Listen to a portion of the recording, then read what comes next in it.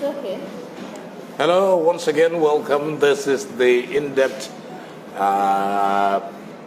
platform and, of course, Politico. I am Malik Jones, and yet again would like to say, well, Merry Christmas first and foremost to all our viewers, and I hope that you will have a happy holiday. Today we're streaming live, and of course, I have with me a friend, a colleague, and of course, Honorable Madi Cesssay. He is the National Assembly member for Serekunda West. Right. Honorable, it's a pleasure to have you on this platform on a Christmas day. Merry Christmas to you first and foremost. Thank you very much, Malik, and wish the same to yourself and your able camera lady, and to the rest of the viewers, wherever they are. It's my pleasure to be part of this program. Thank you very much. And well, Madi, as you know, we have just come from a very important exercise in the democratization process of this country. The road to genuine democracy has begun following the end of those turbulent years. And now this is the exercise of the people in free, fair elections, no impasse, by the way. And of course, we should be able to congratulate the people of this country for having understood that the Gambia belongs to all of us. Madi, first of all, the exercise of the elections, what is your take on it? How was it conducted? And are you happy with the conduct of the elections, how people carried themselves? Thank you very much, Malik. I must frankly say the participants of the process, which is the electorates, really have conducted themselves very well. It was peaceful throughout the 3 weeks of the campaign. The election day also was trouble-free. But I am not surprised that Gambians behave the way they behave, because we've been going to the polls since 1962. So although a lot of people have passed away, but then there are a lot also who have transferred the knowledge of the process to the young ones. So the process really was trouble-free, and the campaigns were also trouble-free. I think the candidates were given fair time, and in terms of airtime, it was also free and fair. And I think government has done all it could to make sure that there is enough cameramen following the presidential candidates, and their programs were really viewed fairly equal. So on that side, I have no problem. I thank the government electorates for behaving the way they behaved. I also thank and congratulate the government for really allowing the process to go without any hands in it. Overall, I'm sure the viewers and you may know, my party has problems here and there. That's why we are challenging the validity of the results in the courts. But apart from that, that's it. Well, anyway, good. Peaceful election conducted free and fair, according to reports from the international observers, local observers as well. But then, on the day of the election itself, when the votes were cast and results were coming out, there was a lull. There was a long, long lull between the first set of results that came out and the ones that followed. Did it bother you in any how? It did, because if I can fully recall, it was only 4 constituencies that were those results. The results of only 3 constituencies were announced, and then it was put at a hold for a very long time. So it kept people suspended, and people really don't know what was going on, and including myself. So that really bothered me, and no doubt that is why when the results were out finally, my party had pointed to something like that as one of the reasons why we're challenging the validity, because we wouldn't be able to conceive the rationale between releasing 3 results And it took you almost about 8-9 hours, if not more, before the others start coming in. So it really bothered me as a person. Did it in any way create any, shall I say, mistrust? Do you have any grievance against that? Was it normal? No, it was not normal. If you recall, in the 2016 presidential elections, there was a similar period where results were at halt, and it took several hours before others came in. So, in the minds of the people who are really watching the televisions and listening to radios, expecting results to come, there is always doubt in our minds as to what is really happening. Because we know we have 53 constituencies. If you've released the first constituency considered to be the smallest, that is Janjambure, of course there are a lot of other small constituencies that could have followed. The constituencies like the ones in the Fonyis are very small considerably. You go to Nyanija, it's a very small constituency. So I really don't know why it has taken so long to have some of those results coming in the meantime. So it created a lot of doubt in me as to what really was going on. And I think it is only the people that are at the IEC who could really come and clear the air. And unfortunately, I don't know whether it is against the regulations or not, but I would have expected that during that gap, they could have come out with announcements to say, well, this and this is what is happening. But that never came. So that doubts are still lingering in my mind. Yes, actually, because I was on television and on election night, and I was also taken aback by the fact that with all this time that we were kept in a limbo, what the IEC should do when they come back was to apologize and explain why there was the lull. But they did not. But it was until after the elections, when there was talk here and there in certain circles, that they wanted to say that in places like Sukuta, voting went all the way up to 10 o'clock, and that they wanted to do due diligence to the results and not to fall victim to what happened in 2016. Anyway, apart from that, we will not deal with it in detail because matter still is at court, at the Supreme Court. But it looks as if immediately after the result, your party, the United Democratic Party, independent candidate Esam Baifal, and the GDC came together and were not very satisfied with the outcome and thought that it wasn't free and fair and that they wanted, they kind of protested against the results. I wouldn't ask you what your party take on it is, but I'm sure you also must have looked at the situation as it was, and you have your own take, despite that you belong to the United Democratic Party and you're a National Assembly member for the party.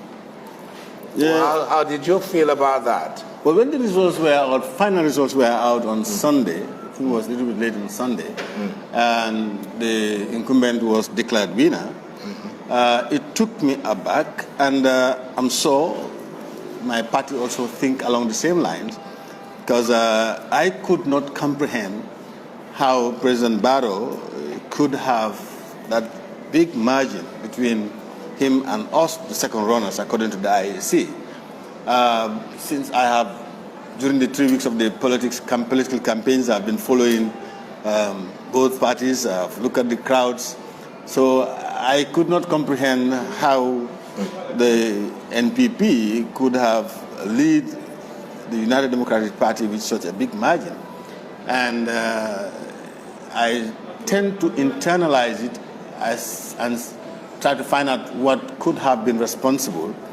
And when I looked at our system of elections, I said, no, there is no way anybody can cheat anybody at casting of ballots. And it also beat my imagination that after casting the votes, at counting, when other parties' representatives are there, I don't see any reason or how anybody can tamper with the results. I because no movement of ballot boxes, so it's counting on the spot. So I tried to find solutions to it, but then finally my party rejected the results outright, and at that time we always stopped at rejecting it and said we are going to investigate, and the outcome of our investigations will lead us to the next action. And that is what exactly happened. So after a lot of investigations, we suspect some foul play, and that is why we are in the courts. Yes, and technically, your party, we are now the Supreme Court, has been awarded $10,000 by a mere technicality on the side of a flaw by the lawyers of the president, because they wanted to throw out your petition, which they cannot, because you have a right to petition not only the IEC, but even the flag bearer that won the elections. You have a constitutional mandate to do that. So nobody can challenge that to be thrown away. No. Okay? But then you have just been awarded $10,000. Does it give you any leverage? Could you leverage on that to think that, well, probably the outcome of the Supreme Court will be in your favor? No, I would not, because that is just technicality. That is really no substantial issue. It was a fact of the matter that they came with a motion only to withdraw it in the 11th hour. So in the eye of the judges, is wasting waste of time, and they're penalized for wasting time. So that really has nothing to do with the substantial case. So I wouldn't take that to be anything that is consoling for me. I'm just waiting for, and still now the lawyers of the incumbent are still playing the same game. But I know the petition will not be thrown out. I am convinced that the petition will go through the processes up to the end for our apex court to make a decision on what we are asking, because we are asking for a nullification of the results. So that is our position. So I am convinced that no dilly-dally will stop that. Lawyers, as we know, they are all fond of that. They will come out with all kinds of things. But then finally, I'm of the belief that this case will take off the ground.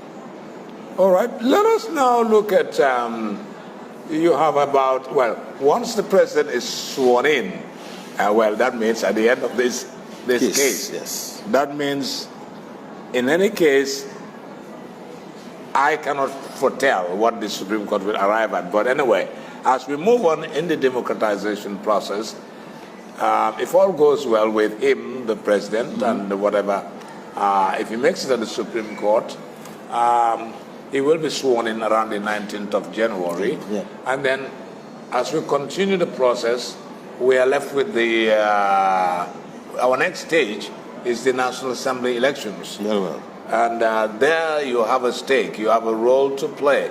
You may want to retain your seat. Can you tell me why you think the people of Serekunda West will vote you in the National Assembly again? What have you done for them? What is your relationship with them? Do they care about you? Vice versa, do you care about them? Very well, a very good question. I have no doubt that when we get to the National Assembly elections, I will retain my seat. And to come to your question, what have I done for them? I have said this in many programs, and I will keep repeating, because it is our responsibility as members of parliament to also educate our electorates as to what is expected from us. As a member of National Assembly, you have three key roles. That is, you have representation, you have oversight, you have lawmaking. These are the basic roles of any National Assembly member. So it will really be very foolish of any National Assembly member to stand on a political platform and tell the electorates that, vote for me, if you vote for me, I will build you schools, I will build you bridges. No National Assembly member can do that, because no National Assembly has a budget to do that. It is the central government that can do that. But the role of a National Assembly in that is if you represent your people well, you know their needs. That's time you will call for their needs, you speak for their needs, you lobby for those needs to happen. This is what is expected of us, and make laws. And as far as Serekunda West is concerned, I think I have represented them well in the lawmaking processes, and I have also played very important roles in oversight functions. And that I am convinced beyond all doubts that the people of Serekunda West will return that seat to the parliament under the ticket of the United Democratic Party. I have good rapport with my constituency. It's one of the biggest constituencies as far as, apart from the Combo South, which has over 62,000 electorates. Apart from that, Serekunda West follows with 46,000 registered voters with 5 wards. It's a big constituency. The task is not easy, but I have done my best, and I'm really hopeful that I will retain the seat. Would there be, the party will have to re-strategize. Mm-hmm. Are you the favorite? Well, you know, processes, we have to follow processes. If it gets to that point, never mind I am the sitting member for the past 5 years, I would have to apply to my party along with any other interested person who wants to become member of parliament under the UDP ticket. So maybe 2, 3, 4, or 7 people can apply. Then that will be left to the selection committee of the United Democratic Party as who they will choose. But one thing I can tell you, Malik, is I think I'll win the hearts of the committee. But even whereas I don't win the heart of the committee, I will rally behind whoever is selected by the committee to make sure that that seat remains UDP. Let me look at your role in the National Assembly. You have traveled many times in and out of the country. Yes, very well. In which of the select committees are you in? I belong to the ACP-EU Parliamentary Committee. Okay. In the Gambia, we have 5 international parliamentary committees, three international parliamentary committees. We have the African Parliament, we have the ECOWAS Parliament, we have the African, Caribbean, Pacific European Parliament. Yes. So I belong to the ACP-EU group. And we have had meetings almost in all the regions, the Caribbean, the Pacific, Europe, and so on. Yes. And then apart from that, there are other committees that I belong to internally which are not parliamentary committees, like the Human Rights Committee, Human Rights and Constitutional Matters Committee. I'm also a member of the Environment Committee, also a member of the Foreign Affairs Committee.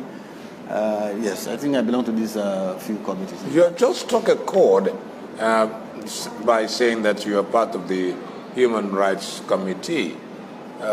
Just yesterday, the 24th of December, the Minister of Justice, our friend,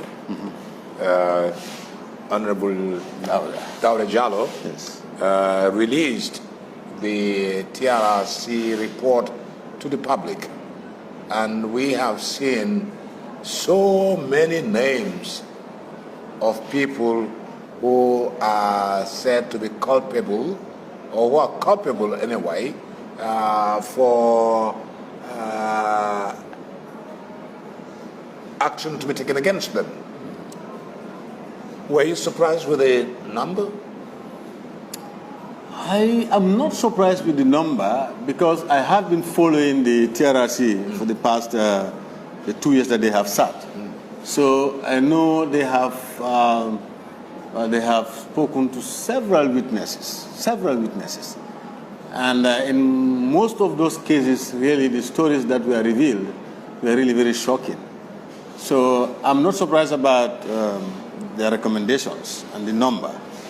And that's going to be very dear to us as a Human Rights Committee, because as far as I'm aware, National Assembly is one of the institutions that government has to give a copy to. And if that comes to the National Assembly, I know our committee would be the lead committee.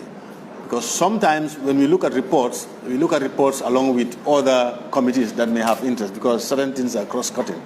We may have looked at the reports with maybe health or with environment, whatever. But then the lead committee there would be the Human Rights and Constitutional Matters Committee. But, Malik, as you know, these are recommendations. We will look at it and consume it. But until government comes out with their white paper, we wouldn't really come up with any actions, because it is given to them. It is for them to come back, internalize it, come up with a white paper. If the white paper really commensurates with what we expect, fine. Otherwise, then we will engage them to see how they could effectively carry out the recommendations of the TRRC. But it's going to be a daunting task, Malik. I can tell you that. Since yesterday, I've been thinking about it. Like you rightly said, the number, the people involved. It's just too much. We know people were really hurt. People's rights were trampled on. Really, it's going to be a daunting task for any government. There is one word or one R which is absent from the abbreviation of TRRC. Okay. It is Truth, Reparation, Reconciliation Commission. Yes. It doesn't have a retributive. No. In other words, it's like give our reparations, reconcile, find out the truth, give out reparations, reconcile, but do not be seen to be carrying out retributive justice, meaning if X killed X, if X killed Y, Z should kill Y. This is a small country. This is Gambia. And at the end of the day, we don't want to be seen as a country that is on a vendetta. We're not out for a vendetta. What will Madi, Cesssay, National Assembly member, if you had the power to look at this commission report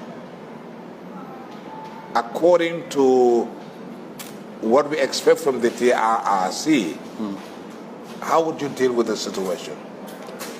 See, Malik, yes, you are right. The R you are talking about is not there. But you see, that is embedded in the recommendations. First, they will have to establish the truth that Madi has really committed this offense. And they will look at that offense, and say, what should happen? If it is grievous, they will recommend that Madi should be prosecuted. And where, because Madi has trampled on Malik's rights, where the need arises, Malik also should be compensated. So that portion is there. They will recommend a prosecution so that the person will be arrested, taken to court, and be given an opportunity to defend him or herself. If the person ended up defending himself and the court finds him not culpable, he will be let free. But where he is found guilty by that competent court, then the rules of the nation will be carried on the person. Either you will be fined or sentenced to death or whatever, or sentenced to a life imprisonment or sentenced to a number of years in prison. That is what should happen. That prosecution will have to take place. But that would be recommended. I'm sure it's embedded in the recommendations of the TRRC. I have not gone through the entire document, but that recommendation is there. Let me now take you to the National Assembly itself proper. Okay. You carry the majority Yeah. of the membership of the National Assembly. You've lost 8, by the way, Yes. who were expelled. You expelled them. Yes. They did not leave the party. No. They were expelled. Yes. Has it affected your party? Did you expel? Did you drive them away just like that? You don't need them? You just discard them? Are you not throwing away people, supporters? Did it reflect upon your performance in the just ended presidential? by throwing them away. They are people, by the way. Yes.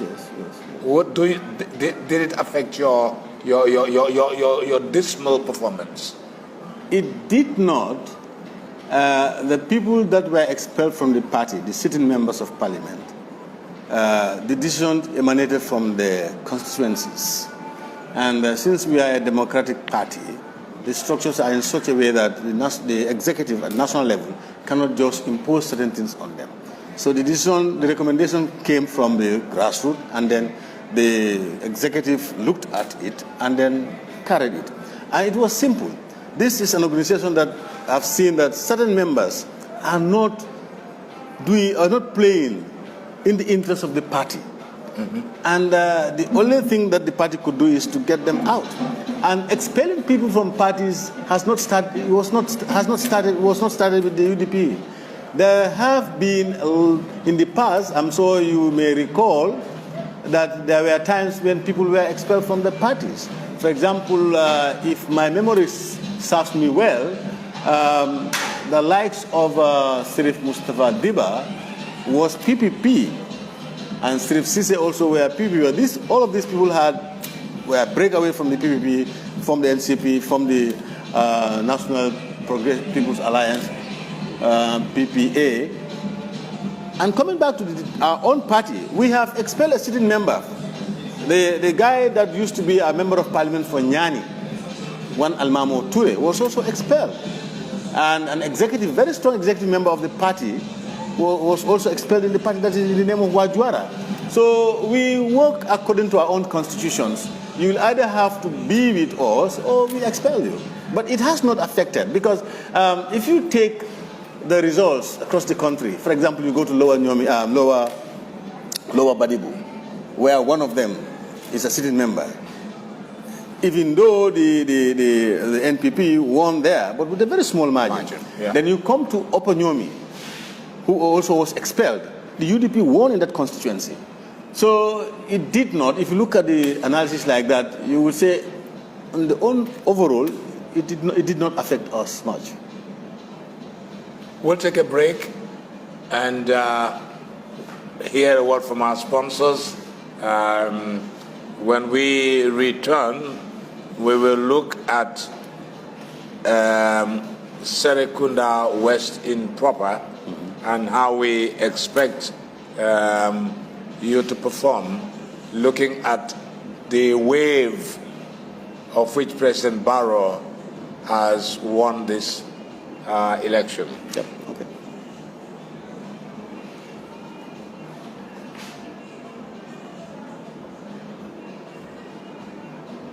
Okay, well, welcome back.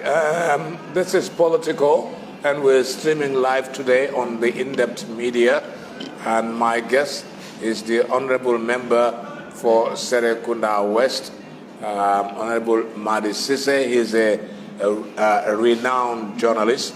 Also, he owns the Daily News newspaper, and a founder member of NEPA. By the way, we will have to. By the way, how is NEPA doing? I think NEPA is almost dead now. It couldn't. But I think we would have to come. We will have to come up and then really come up again, because we really need to come up. Okay. All right, Madi. I'm talking about. All right, the wave in which President Barrow swept these presidential elections. Do you think it will not happen? That support, that aura of support hanging, that aura hanging around him, will not reflect, or shall I put it this way, will it not in any way determine the National Assembly elections? Malik, most of the time, when a particular party's presidential candidate leads in the elections, most of the time, majority of the members of parliament, majority of the constituencies also are won by that presidential candidates in the respective constituencies. except in the last parliamentary election 2017, where even though technically we are saying that the president was independent, but we know the parties that joined the coalition had maybe that cloud of the presidency. As a result, we had a lot of people in the parliament, but then, notwithstanding, we had almost 10, 11 to 13 seats that are not members of the coalition parties. So it seems that tells you that the Gambia is now taking a shift from that what used to happen. During Jawara's time, almost 85% are PPP. It continues like that. When Jammeh came, the same thing. But during the last parliament, you can look at the composition of the members of parliament. You have 5 to APRC, you have 4 to another 5 to GDC, and then NRP and all that. So, coming back to your question, yes, the parliamentary election, I am foreseeing a similar thing. It cannot be dominated by the NPP. Right now, if you look at the 53 constituencies, the performance of NRP, NPP, they would, if you look at it, they are I think they are around 31 constituencies that are comfortably won by the president. And then you have 22 that are on the side of it. Then there are a number of constituencies that have tight margins between the NPP and the opposition. So if the oppositions play their card well, we'll have a very interesting government, should in case the court goes in their favor. We'll have a government that will not control the National Assembly. And that's a desirable situation for any democracy. That is what I am foreseeing. Will it happen? Will that happen? Oh yes, it will happen. Like I tell you. Because if President Barrow right now cannot carry much, will not be able to do much if he doesn't, like in most democracies, the president needs parliamentary support, parliamentary backing his whatever he wants to do. Yes. Now, if he has a parliament that cannot give him 2/3 of whatever motion they send inside the parliament, then his development agenda will be stalled.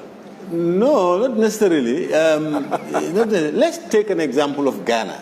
All right. Ghana is like 27-26 between the government and the opposition. But sometimes they don't vote on bipartisan. As we are speaking now, Parliament has been suspended until January because up till now they cannot agree on a budget. So those are some of the implications. But it is also good that government is not dominated by one party, as we have been seeing throughout the history of Gambia. It was PPP, and all MPs are PPP. It was APRC, all the MPs are APRC. So in that case, you do what you want to do, whether people like it or not. But if there is a little balance, then you have people in the parliament that can say, no, this cannot happen because of this and that and that. And believe me or not, there is no member of parliament who is anti-progress. Yes, but then there needs to be a strong opposition to really object reasonably to things that will not really go well with us. You've lost 8. You've lost 8 already. You've given away 8 already. Yes, we've given 8 in this time, and we are left with 28. Is it 28 or 21? Something like that. 28. 23. 23. We were 31 before. You were, yes. Yeah, so we threw away 8 and we were left with 31. Yeah. But like I said, expelling them does not mean that we've lost those constituencies. Like I told you, in Lower Badibu, very close, few hundreds. In Oponyomi, we won there, and we expelled the man from our party. Nobody was expecting that you will lose in the Badibus. That's what I said. That is a strong vote for the Democratic Party. In fact, that is why we are really objecting to the results. And so when the court starts, you will see the details of reasons coming up. Not only in Badibu, even in the if you look at the overall, the UDP has won 7 constituencies, presidential, 7 constituencies. That's where we won, and GDC won 2. That's what is happening. And then we have a host of constituencies that have tied. But then there are areas that President Barrow has won. For example, in Serekunda West, he got 20,000 votes there. That's your constituency? Yes, yes. Does it ring a bell? No, not much, because you see, presidential elections sometimes does not naturally reflect in the parliamentary elections. You go to the Woolies now, there's not a single Woolly constituency that Doi had won these past elections. They've lost all the 3 in Woolly. But that does not mean that they are going to lose all the 3 in the parliamentary. Because here, they are comparing Halifa Saleh and Adama Barrow and others. But when it comes to parliamentary elections, they are now looking at Sidi Jata, they are looking at Shuaibu Toure. And they are looking in the Banjus, they are looking at Usman Silla and others. So it doesn't necessarily mean that the presidential results will reflect in the parliamentary. It does not. And Gambia is taking a shift from that. Do you foresee retaking those constituencies that you have in your grips right now? Initially we had 31. Yeah. You cannot hold on. You can't. We have 31, and we have not filled all the constituencies. Come this 2022 elections, we are going to fill all the constituencies. So the chances of us increasing our number is there, because we have left a lot of constituencies not challenged in the last election, simply because we honored our own votes. So we will not put a candidate against X, Y, and Z. But in 2022, we will not do that. We fill all the constituencies. So it will be, you can lose here and gain there. So the 31 could still be ours. Not exactly the same 31, but we could still maintain 31. With all the flogging that you got? Oh, yes. In the presidential? Oh, yes. Because the presidential elections, like I said, Malik, is different from parliamentary elections. At parliamentary level, even at presidential level, some people will just look at the party, some will look at the candidate. So the same goes to the parliamentary elections. People will look at the candidate that is put there. Now, the party does not matter much. It's the candidate that is put at that very constituency. And the possibilities of having a lot of presidential parliamentary candidates in constituencies is there. Last year, in the last 2017 elections, it had never happened like that. One constituency of 7, 8 people contesting for one position. Previously, no, it's 1, 2. But I can tell you, in the April elections, you will see one constituency, 10, 15 people contested. Just like we've seen the flood of presidential candidates in the game. So all that put together would be an advantage for some and then a disadvantage for some. Let me hear your take now. It's done and dusted though, but I want to see your take on some of the people that went in for the presidential elections. Let's begin from the very bottom. Abdullahi Jammeh of the National Unity Party. Do you know him? I don't know him. I always saw him during the campaigns on the television screen. You know, Malik, I think people need to take politics seriously. You cannot jump from nowhere. When elections are only 2 weeks, 3 weeks, you want to contest. If I were some of them, I would not waste my money for that. If I'm eyeing the presidency, I will eye it from 3 years before the election. Well planned. Yes, plan it well. But just 2 months, 3 months, for some, just weeks. My take on most of them is, I said to myself, these people come up with their parties with the hope that in the end they can join one of the parties that they think will win, so that they will have ministerial positions and other appointments. That's my honest take on most of them. But I know most of them cannot make it, because it's not as easy as that. Now, for example, the United Democratic Party has been into this business for 26 years. And we've been putting one candidate, selling one candidate. So I cannot understand how you can just come from anywhere just for 3 weeks, 1 month, and want to beat that kind of a candidate? No, that would be difficult. Let's look at our brother, Cesssay Fall. You were expecting him to take part in the presidential elections? No, when he and why did he fail as well? When he announced his candidature, I wasn't expecting that. And I said to myself, he's a young man, well educated, but I think it's just too late for him to come into the ring. If I were Cesssay, if I really want to contest, I will not contest the presidency. I'll either go for a parliamentary election or local government election, go for one of the mayoral positions.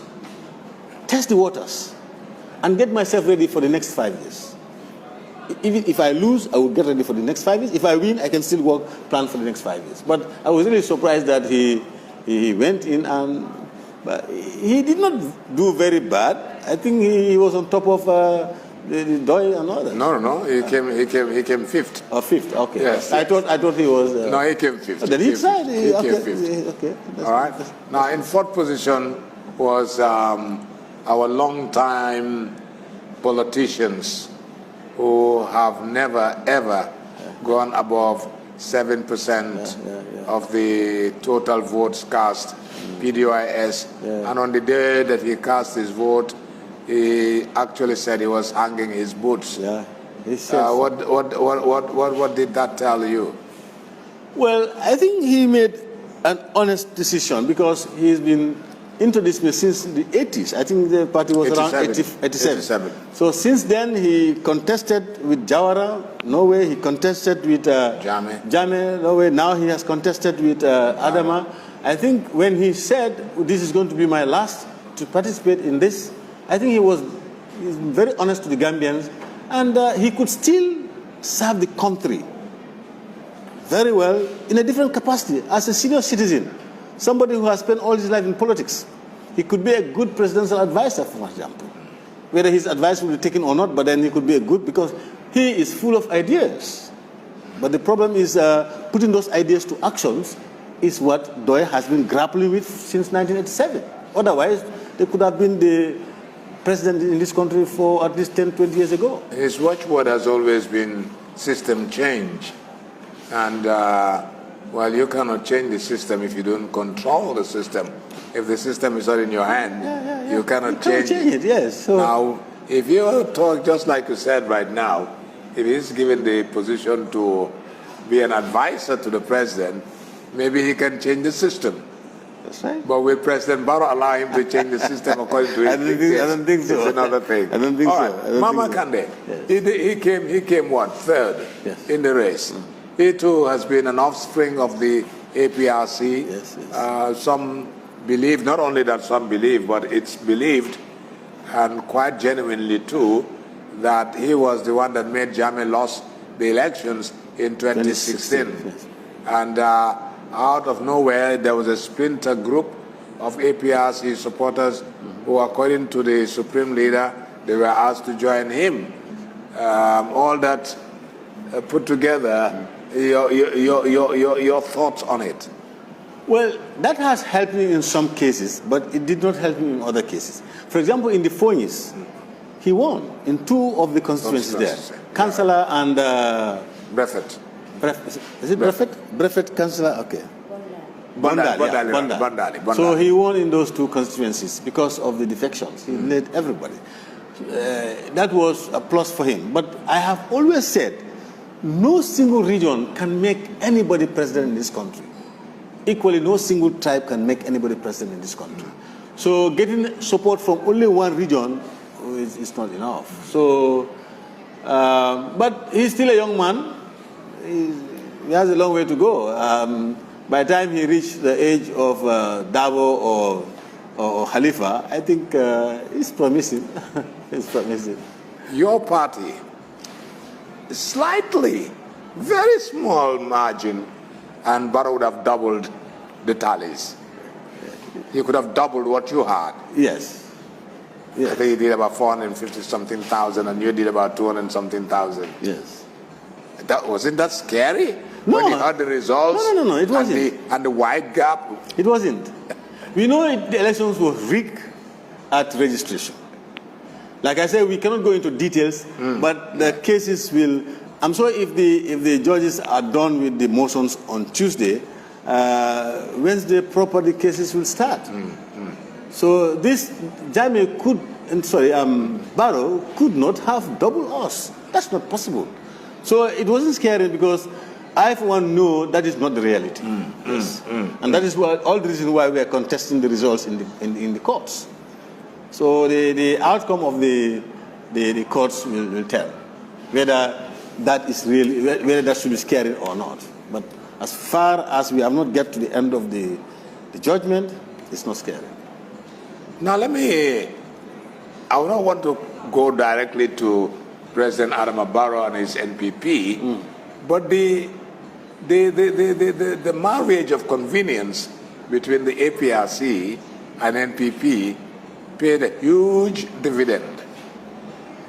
Would you have won the elections if the APRC did not join forces with President Barrow? Because the APRC are very good at mobilization, and I'm sure that they really put in a great deal of effort. And I saw President Adama Barrow hug Fabakary Tombong Jatta and praise him as if he was manna from heaven come to rescue him. Well, Barrow is just empty. Otherwise, Fabakary needs not get that credit from Barrow. I have always argued in this way. If the APRC claim what they are actually that. Barrow, Jammeh would not have lost the elections. APRC is not APRC in 2016 today. That's the hard fact. You have heard from one of their strong supporters, Fatoumata Jahon Cesssay, speaking in way of saying that we would not put up a candidate because our members have gone into all the other parties. We have nothing. And that's the hard fact. It's just like the PPP after the coup. Before 1994, PPP was the strongest party in this country. But after the coup, by 1996-97, all the PPP militants have joined the APRC. So the PPP was not what PPP used to be. When Jammeh failed to retain his seat in 2016, that's where the APRC militants have all gone into other parties, including our United Democratic Party. We have a lot of APRC rank and files, a lot of them. So APRC is not what it used to be in 2016. So if Jammeh thinks it's the APRC that make him win, well, that's fine. That's his take. If Barrow.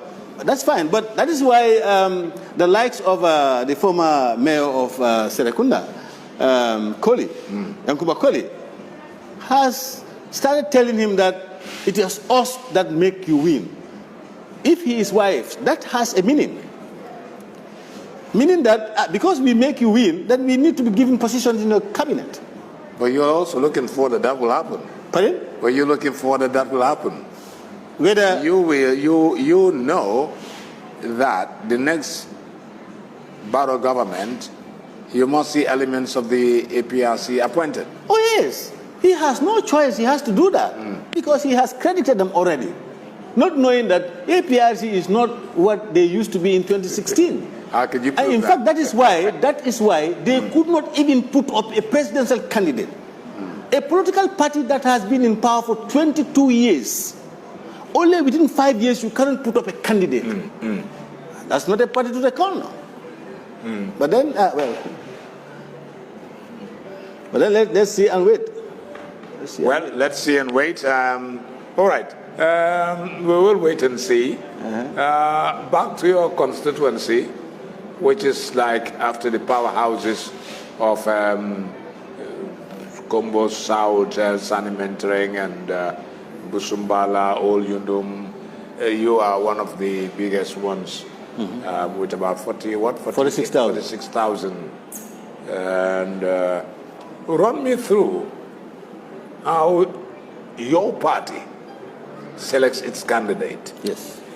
Run me through the process. The process is every constituency has a selection committee, and anybody who is interested in contesting for that particular constituency, you write to the executive? No, you write to the regional chairperson. Like KM is a region. Okay. You will write to the regional chairperson. Could that be the mayor? No. It's a politician. No, it's a politician. Okay. That's Falang Sonko now. Okay. You will write to Falang, and Falang will take all those applications and then send them to the respective constituency chairpersons. Okay. And then they will constitute a selection committee for every constituency. And they will give them dates to look at the applications and they have interviews. Through that, then if you are selected by that committee, the executive has no choice but to endorse your candidature. Selection is by vote, or do they vote for the selection? Or they Sometimes there are primaries. All right. It depends on how tense it is. From my own experience in 2017, we were 7 applicants. And each of us met the committee on one-to-one basis, and then they made their choice, and then made that known to us. So once it was made known to us, and there was no body crying foul, then we take that it has gone through. If somebody cries foul, then they'll reconvene the group and then ask for a primaries to be done. So in my case, there was no primaries. But primaries is the last one, where one candidate is not happy with the way the other is selected.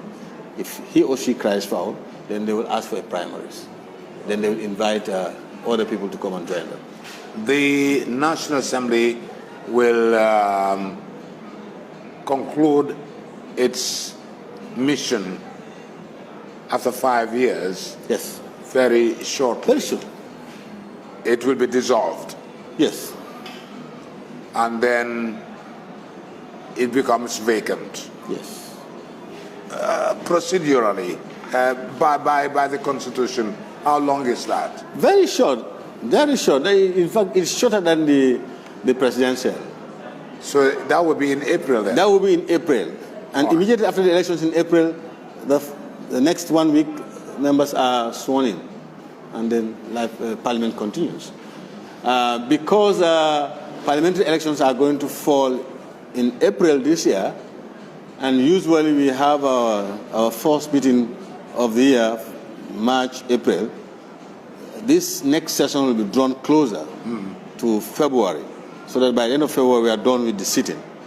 Then there will be a chance for us to go for campaigns and elections, just like we did for the presidential.